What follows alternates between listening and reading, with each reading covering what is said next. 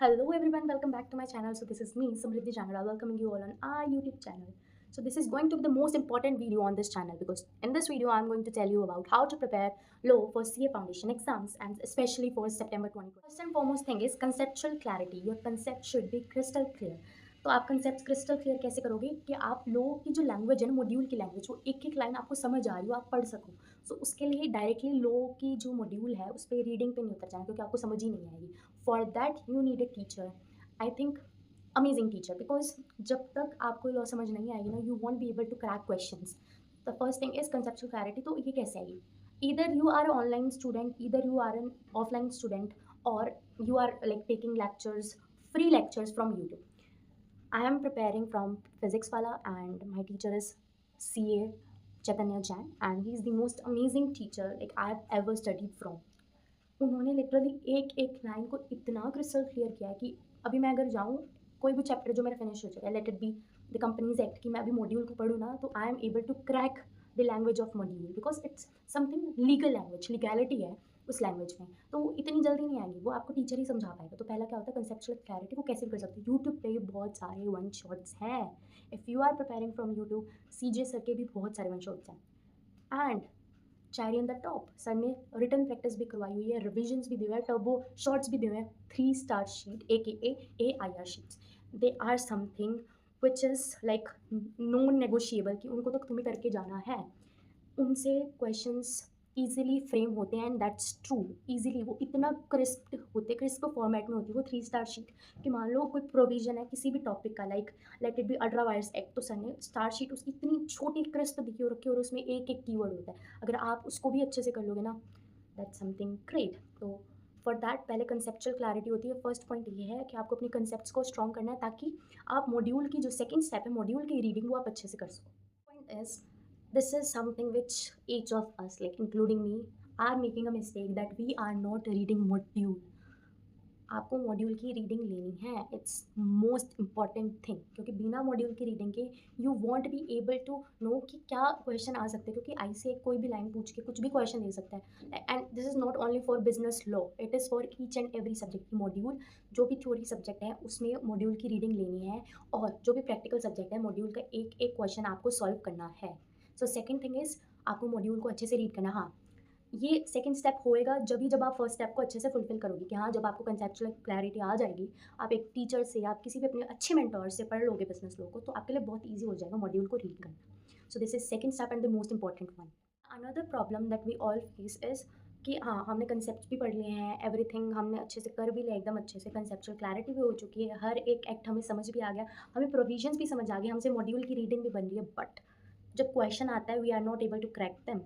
That is because we are lacking in written practice, and this is something important. It plays a key role in business law because नया नया language, नया एकदम subject है, sorry language बोल रही थी, एकदम नया सब्जेक्ट है, हमें कुछ नहीं पता। लाइक 11th 12th में भी नहीं था, जिनके पास कॉमर्स थी उनके पास तो बिल्कुल नहीं था, वेदर नॉन कॉमर्स और कॉमर्स किसी के पास था ही नहीं business law, it's something new. तो हमें नहीं पता कि किस तरीके के क्वेश्चन आते हैं, किस तरीके के क्वेश्चन फ्रेम आते हैं। तो जब तक आप रिटन प्रैक्टिस नहीं करोगे, थर्ड पॉइंट यही है कि जब तक आप रिटन प्रैक्टिस नहीं करोगे स्पेसिफिक चैप्टर की, जब तक 2 क्वेश्चन, एक रिटन, एक 2 क्वेश्चन, एक डायरेक्ट क्वेश्चन और एक case based question daily basis पे नहीं लगाओगे, नहीं होगा, नहीं होगा, क्योंकि स्पीड भी नहीं बन पाएगी।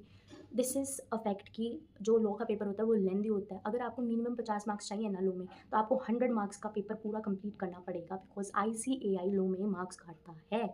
तो आपको क्या करना है कि आपको डेली बेसिस पे 2 या 3 क्वेश्चन, जो भी आपका चैप्टर चल रहा है उस पर बेस्ड आपको क्वेश्चन की रिटन प्रैक्टिस करनी है।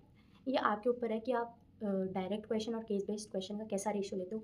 But like if I tell you, case based question को ज़्यादा करना चाहिए। हाँ, डायरेक्ट क्वेश्चन एक आध कर लो उसी टॉपिक का, उसी पे ही बेस फिर आप करो केस बेस्ड क्वेश्चन 2 3, तो आपकी अच्छे से कंसेप्चुअल क्लैरिटी भी होगी, आपकी रिवीजन भी होगी। हाँ, दिस इज समथिंग इंपॉर्टेंट कि आप जब लिखोगे ना तो आपको ना चीज़ें याद आएंगी। तो आप पहले लिखो, कैसे करनी है अब रिटन प्रैक्टिस, इस पे आता है कि पहले आप अपना आंसर लिखो, क्वेश्चन पढ़ो, अपना आंसर लिखो, फिर उसको ICAI का जो सजेस्टेड आंसर की होता है ना उससे मैच करो कि हाँ आपने कितना उस लैंग्वेज में लिखा, क्योंकि ICAI कीवर्ड्स देखता है। ICAI is someone who wants कि जो उन्होंने सजेस्टेड आंसर में लिखा है ना उसका एटलीस्ट 90% आप वैसा लिखो, जब जाके वो आपको मार्क्स देगा, वरना ICAI मार्क्स काटता है लॉ में, और लॉ में ही बच्चे रहते हैं CA फाउंडेशन के मोस्ट प्रोबेबली जितने भी होते हैं। तो the third and important one is written practice. So the fourth one, next is fourth one. So the fourth point is revision, revisions on regular basis. मैं कैसे करती हूँ, जो संडे स्टार शिफ्ट हुई है उनको पढ़ लेती हूँ एक बार सुबह पढ़ लिया या फिर जैसे भी आपको टाइम लग रहा है उनको एक बार गो थ्रू हो जो। और क्वेश्चन प्रैक्टिस जब आप कर रहे हो तो वो रिवीजन तो होती है, बट आपको रिवीजन करनी है टाइमली। अब एक बात बताऊँ, आपने जो पहले चैप्टर किया होगा आप भूल चुके होंगे, like seriously. IRF, LP, the companies act और नेगोशिएबल एक्ट हमारा हो चुका है, और इंडियन कॉन्ट्रैक्ट एक्ट की भी काफ़ी यूनिट्स हो चुकी है। मेरे को कंपनीज एक्ट याद है, मुझे IRF याद है, मुझे LLP याद है, but about negotiable instrument I completely forgot. हाँ, थोड़ा बहुत याद है बिकॉज मैंने उसको रिवाइज नहीं करा। That's the mistake we all are making कि we are not revising the things. हमें रिवाइज करना चाहिए, हमें याद होगा, हम जब भी मेमोराइज कर पाएंगे चीज़ें। एक दो रिवीजन, लॉ में तो कम से कम 2 रिवीजन चाहिए, क्योंकि 3 मेरे हिसाब से नहीं हो पाती, क्योंकि सिलेबस इतना वास्ट है, इतने लंबे चैप्टर्स है, like literally. I one more thing I want to add up, अगर आपको 60 डेज का स्पेसिफिकली बिजनेस लॉ का प्लानर चाहिए मेरा, because I have made for my own self and trust me, मैंने बहुत टाइम इन्वेस्ट किया उस प्लानर को बनाने में। अगर आपको भी चाहिए तो I will make an another video on that. तो आपके पास दो वीडियोज़ होंगी बिजनेस लॉ के लिए, एक की कैसे प्रिपेयर करना है, दूसरी की रिविजन स्ट्रैटेजी क्या होनी चाहिए, कैसे रिविजन करनी चाहिए विद इन 60 डेज। इसमें आपका 100% सिलेबस भी होगा, इसमें आपकी रिटर्न प्रैक्टिस भी होगी। So this is the best planner, like 60 days का जो प्लानर है, it's something very very genuine. और मैंने AI सा बनाया है और अपने अकॉर्डिंग बनाया है, अपनी फ्लेक्सिबिलिटी के अकॉर्डिंग बनाया है। It's something very crucial to have at this point of time. आप अपना भी बना लो, अगर आपसे नहीं बन रहा है, समझ नहीं आ रहा, आई विल प्रोवाइड यू। बस कमेंट में लिख देना कि हाँ 60 डेज प्लानर की हमें वीडियो चाहिए, आई विल प्रोवाइड दैट। ठीक है। सो फोर्थ पॉइंट हमारा यही था कि हमें रिविजन करनी है। अब सोर्सेज, क्या क्या सोर्सेज हैं। पहला सोर्स यूट्यूब पे फ्री लेक्चर्स है कंसेप्चुअल क्लैरिटी के लिए। दूसरा मॉड्यूल आपके पास सबके पास है। तीसरा है रिटर्न प्रैक्टिस, CJ सर की लोदो 11 है, शांतम सर ने भी रिटर्न प्रैक्टिस कराई है। तो रिसोर्सेज की क्या क्या रिसोर्सेज हमें यूज़ करना है। पहला, ऑनलाइन बैच ले लो PW का, या फिर PW के ऑनलाइन लेक्चर्स देख लो यूट्यूब पे। कुछ भी स्पॉन्सर नहीं है, I have tried and tested. मैं PW की स्टूडेंट हूँ, from past 5 to 6 years I been studying from PW only. Online ही पढ़ रही हूँ मैंने अपना 9th 10th 11th 12th, अब CA भी कर रही हूँ, तो मैं PW से भी कर रही हूँ। और आगे मेरी इंटरमीडिएट फाइनल, मेरा पूरा प्लान है कि I will be doing it from PW, because worth it है and the batch is so affordable. और उसमें जो quality education, quality explanation they are providing to us is something top notch. So नहीं है sponsor, ठीक है। तो इसमें क्या था, हाँ पहले रिसोर्सेज, यूट्यूब पे आप लेक्चर देख सकते हो, CJ सर के या शांतम सर के, अन अकेडमी के हैं वो दोनों अच्छा पढ़ाते हैं, दोनों के आप लेक्चर देख सकते हो। CJ सर के भी देख सकते हो, CJ सर के ज़्यादा अच्छे होते हैं, तो आप उनके लेक्चर देख सकते हो। दूसरा मॉड्यूल से आप रीडिंग करोगे। तीसरा रिटर्न प्रैक्टिस, CJ सर ने लो दो 11, और हमारे निकेश सर हैं, वो भी PW के आए हैं, लास्ट ईयर ही आए हैं, तो उन्होंने भी लो दो 11 की सीरीज़ ली हुई है, तो वो आप प्रेफर कर सकते हो रिटर्न प्रैक्टिस के लिए। और चैतन्य सर की है RRR सीरीज़, वो भी आप रेफर कर सकते हो रिटर्न प्रैक्टिस के लिए।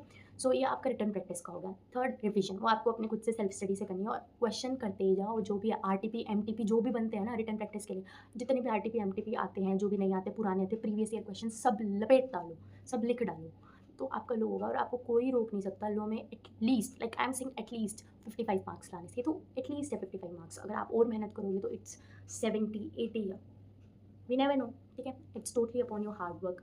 सो this is it for today, and if you want 60 days planner का वीडियो कमेंट में लिख देना। Bye bye, stay tuned for new videos, all the best and bye.